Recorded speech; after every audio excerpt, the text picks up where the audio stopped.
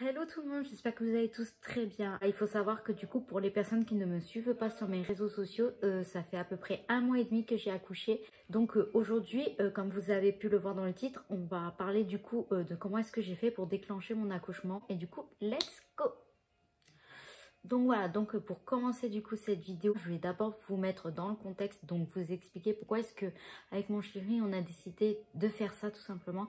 Donc en fait il faut savoir que pour les personnes du coup qui ne le savent pas et qui ne me suivent pas sur mes réseaux sociaux, mon chéri est très souvent en déplacement à cause de son boulot et en fait du coup à cette période là j'étais arrivée à 37 semaines aménorrhée. Et comme du coup je vous l'ai dit, mon chéri devait dans pas longtemps partir en déplacement pendant longtemps.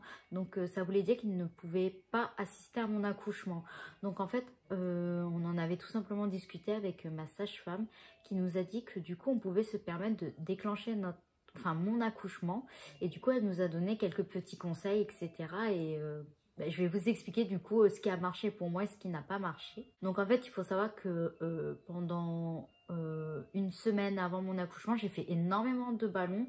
Du coup on m'avait expliqué que ça permettait du coup au bébé de bien descendre en fait dans le bassin, ce qui allait du coup provoquer en fait les contractions, etc., les vraies contractions du fait que le bébé avec sa tête allait appuyer sur le col, etc. Je vais vous spoiler un peu, mais la veille de mon accouchement avec mon chéri, dans la matinée, on s'est dit allez go, on va sortir toute la journée, on va passer toute la journée dehors, on va aller faire les boutiques, les magasins, etc. Du coup, pour vous donner quelques petits exemples, par exemple, au lieu de prendre les escalators, je montais les escaliers.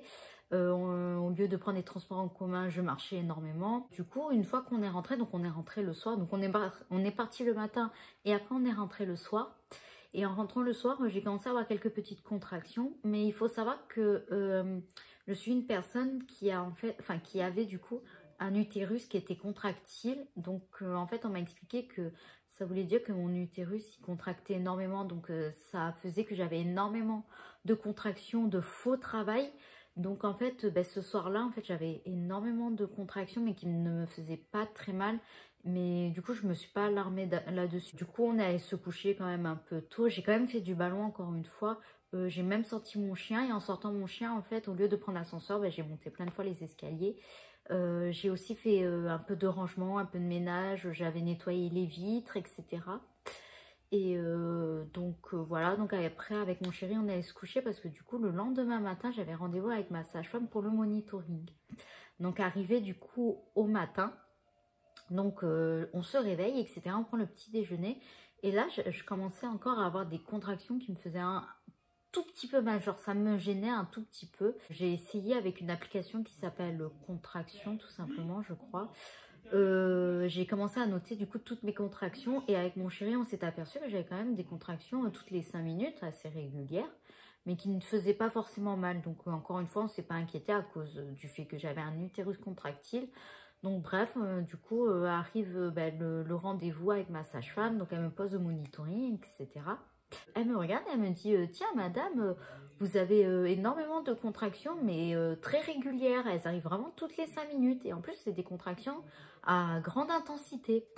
Et du coup elle me demande si j'ai mal ou quoi que ce soit et je lui dis bon je sens une petite gêne mais rien de bien méchant. Donc elle me propose du coup de vérifier mon col. Donc il faut savoir qu'une semaine avant, j'avais mon col qui était ouvert à un doigt. Elle vérifie mon col et là, elle me dit, bon, madame, vous êtes toujours ouverte à un doigt. Donc moi, tout ce que je peux vous dire, c'est de surveiller ça, de surveiller vos contractions. Et que si ça commence à vous faire mal, du coup, de vous rentrer à la maternité. Donc avec mon chéri, on sort et tout. On est un peu content parce qu'on se dit, bon, peut-être que les efforts qu'on a fait la veille allaient porter leurs fruits, tout simplement. Donc avec mon chéri, je commence à lui dire, bon on va pas essayer de perdre cette chance. Et au lieu de rentrer à la maison, on va go faire les courses. 4 heures étaient passées entre le rendez-vous et la fin des courses.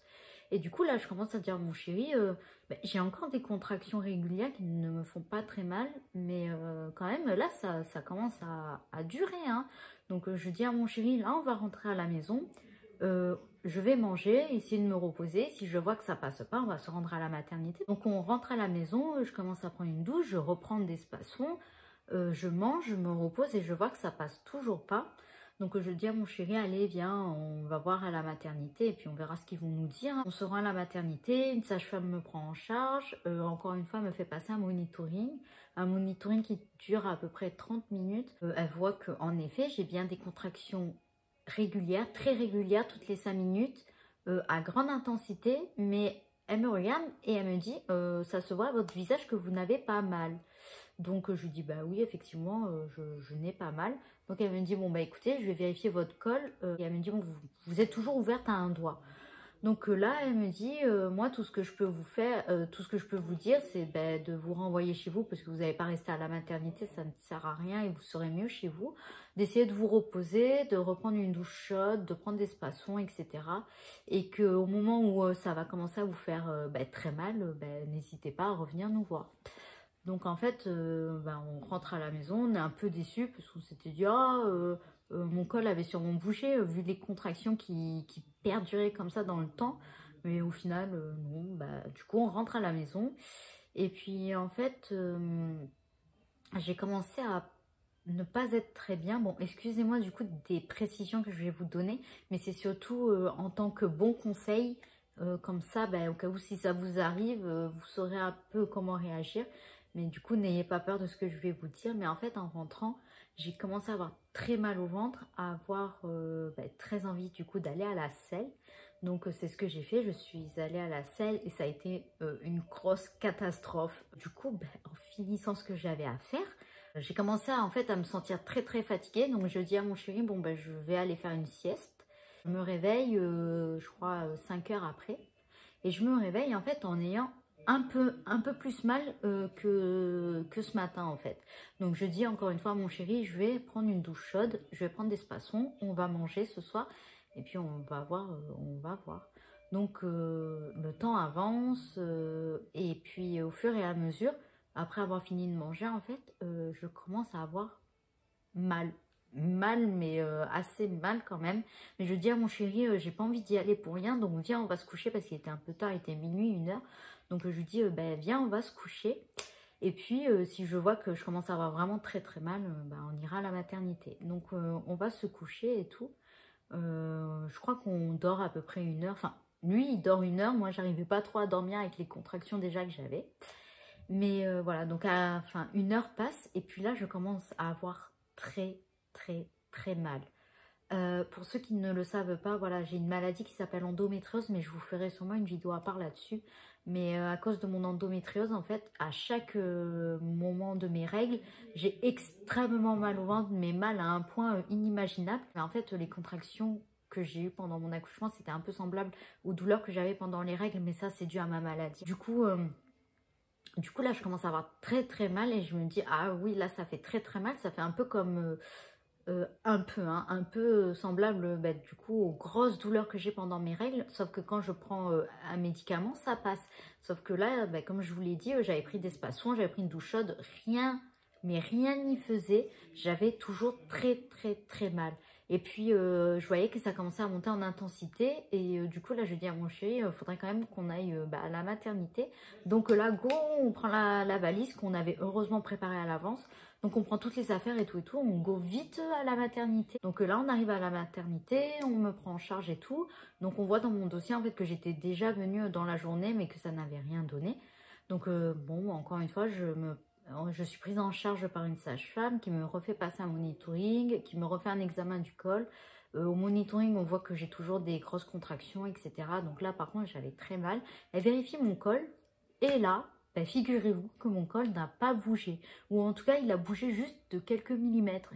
Parce que là, elle me dit, vous êtes ouverte à 1,5 doigt à peu près. Du coup, là, j'étais trop déçue. Je dis, mais c'est pas possible parce que là, j'ai vraiment mal. Je sens que c'est pas comme d'habitude. Et écoutez bien, écoutez comme quoi il faut écouter son corps. Parce que là, je sentais que c'était pas comme d'habitude. Donc, je lui dis que c'est bizarre, que c'est pas comme d'habitude. Que là, j'ai vraiment mal. Donc là, elle me dit... Bon, écoutez, je vais vous garder encore 30 minutes. Et au bout de 30 minutes, je vais revenir, revérifier votre col. Et si ça n'a pas bougé, je vais être dans l'obligation de vous renvoyer chez vous. Donc là, vous allez rigoler. Écoutez bien. Donc là, la sage-femme, elle ouvre la porte. Elle s'en va. Et puis, genre, même pas 1 minute après, 2 minutes après, j'étais en train de discuter avec mon chéri du coup. Et là, tout d'un coup, j'entends un ploc, mais vraiment un ploc. Et là, je sens un liquide chaud couler entre mes jambes. Horrible. Et en fait, moi, ce que j'avais surtout peur, c'était du sang, en fait. Parce que je sais que durant la journée, en fait, à cause des nombreux examens de mon col, j'avais perdu du sang. Donc, en fait, j'ai eu peur, j'ai paniqué, j'ai dit à mon chéri, tu peux vérifier le liquide que je suis en train de perdre parce que j'ai peur que ce soit du sang, en fait. Donc, il soulève, il vérifie, parce qu'en fait, j'avais une couverture hein, sur moi. Il soulève la couverture, il vérifie. Et là, il me dit, bah, c'est un peu bizarre parce qu'en fait, tu as du liquide vert qui est en train de couler. Et je suis là en mode, du liquide vert, mais c'est pas normal ça. Donc, on appuie sur le bouton rouge, enfin, j'appuie sur le bouton rouge pour appeler la sage-femme qui arrive en urgence. Et je lui dis, bah, là, en fait, je suis en train de perdre un liquide vert et je suppose que c'est le liquide amniotique. Et là, elle vérifie et tout. En fait, à ce moment-là, je perdais juste un tout petit peu de liquide. Donc, elle me dit, ah oui, en effet, ça a l'air d'être du liquide amniotique, mais je vais quand même vous faire passer au test avec le coton de tige pour s'assurer que ce soit vraiment le liquide amniotique ou si c'est le liquide juste avant, enfin bref. Donc, elle s'apprête à m'insérer le coton de tige et là, tout d'un coup, il a une grosse flaque qui commence à couler. Là, ça coule, ça coule, ça coule. Et là, la dame, elle lève la tête et elle me dit, bon, bah écoutez, je pense que c'est pas la peine de vous faire passer le test parce qu'au final, bah, ça a bien l'air d'être du liquide amniotique. Donc, bah, génial, on se regarde avec mon chéri, on est tout content, on se dit, ouais, ça y est, enfin, je vais pouvoir accoucher et tout. Sauf que là, c'est le drame, mais vraiment. La sage-femme, elle se tourne vers moi, elle me regarde et elle me dit, écoutez, là, c'est du liquide vert. Et je savais que quand c'était vert, le liquide amniotique, c'était dangereux. Donc, retenez bien ça. Quand vous perdez le liquide amniotique et que c'est d'une autre couleur que transparent, il faut s'inquiéter et aller tout de suite à la maternité. Vous allez comprendre pourquoi. Parce que là, ma sage-femme, du coup, la sage-femme, elle me dit, en fait, là, c'est vert. Donc, en fait, c'est le méconium qui est en train de couler dans le liquide amniotique, dans votre ventre. Le méconium, en fait, c'est tout simplement les premières selles du bébé qui a fait ça, en fait, dans votre ventre. Du coup, je pense qu'on va plutôt partir sur une césarienne. Je la regarde et là, j'ai commencé à voir les larmes qui ont coulé parce que je vous promets que je ne m'attendais pas du tout à avoir une césarienne pour mon accouchement. Pour mon premier accouchement, je vous jure, je ne m'attendais pas à avoir une césarienne. Et du coup, là, elle me dit, bon, ben, on va appeler d'urgence votre gynéco-obstétricien. Moi, dans ma tête, j'étais en mode, ah, super, il est 3h30 du matin, il va péter un câble, le pauvre. Enfin, bref. Et du coup, mon gynéco, il arrive. Donc, ils en ont discuté au préalable avec l'anesthésiste, etc. Et du coup, bah, il me dit, oui, effectivement, bon, bah, quand il a le méconium dans le liquide, on ne préfère pas prendre de risques et vous faire accoucher du coup par voie basse. On va plutôt partir par une césarienne. Et en fait, quand je lui ai expliqué du coup bah, que la veille, en fait, j'avais fait énormément d'efforts et tout, et que depuis, bah, du coup, c'était depuis hier soir que j'avais des contractions, mais des vraies contractions qui pourtant, retenez bien ça, qui pourtant ben, n'affectez pas mon col en fait. Donc les futures mamans, faites attention. Du coup, quand je lui ai expliqué ça, il m'a dit, bon ben toutes les contractions que vous avez dû avoir dans la journée, ça a fait stresser énormément bébé. Et du coup, ben, à cause de ça, bébé a fait du coup ses premières selles. Donc ça a fait que du coup, vous avez du méconium dedans. Enfin bref, du coup, là, il commence vite, go, me perfuser, me piquer de partout, me faire des tests de machin, je sais pas quoi. Ils me mettent sur le brancard ou je sais pas quoi, go, le bloc opératoire et tout. Je regarde mon chéri, je lui dis, non, je vais pas y aller, je vais mourir et tout. Je vous jure, j'étais trop en stress, trop en panique et tout. Que je vais m'arrêter là pour cette première vidéo, cette première partie. Donc, ben, je vous invite fortement à liker cette vidéo, en tout cas si elle vous a plu, mais surtout à la liker pour que je puisse faire la deuxième partie. N'hésitez pas non plus hein, à commenter, je vous répondrai aussi avec plaisir. Je vous invite également du coup à me suivre du coup sur mes réseaux sociaux, donc Instagram et TikTok. Donc n'hésitez pas à me suivre sur Instagram parce qu'en plus je mets énormément de choses sur ma vie. Encore une fois, si vous voulez voir la deuxième partie et la troisième partie, likez en masse, commentez en masse. Et du coup, moi je vous dis à la prochaine pour la deuxième partie. Bye bye.